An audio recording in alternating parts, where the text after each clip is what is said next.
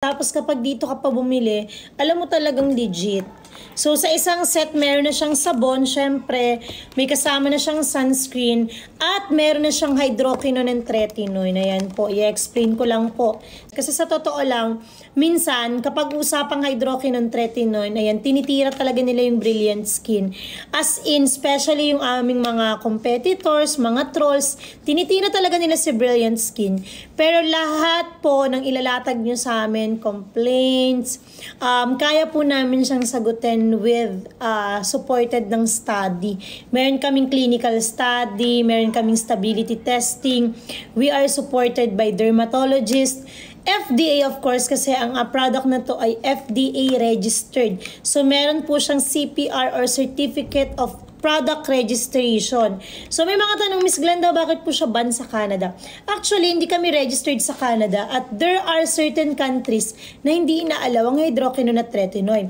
Another question, Miss Glenda, sabi po nila hindi po yan pwedeng mabili nang walang reseta ng dermatologist. Hindi po totoo yun. Hindi po totoo yun. Kapag sinabi po yan ng dermatologist or kahit sino pang doktor, Miss Glenda, sa Pilipinas, hindi po pwede ang bilhin ng walang reseta ng dermatologist or prescription. Hindi po yun totoo. Dahil ang product po natin ay nakaalinsunod sa limit na sinet ng Food and Drug Administration or FDA. So, pwede nyo po siyang mabili over the counter. So, ang limit po ng hydroquinone and tretinoin nandito, for example, sa toner, meron lang siyang 20 milligram and 0.025% ng tretinoin. Pag lumagpas kami dyan sa percentage na yan, that's the time na kailangan na po niya ng reseta ng dermatologist. Ibig sabihin, ito pong mga to ay pwedeng gamitin sa bahay, pwedeng bilhin over the counter. Makikita nyo, kumpletong-kumpleto at lahat ng nakasulat dyan.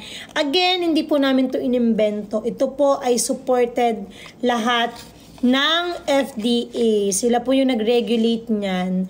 At syempre, sa FDA, duty nila na pangalagaan tayo as a consumer.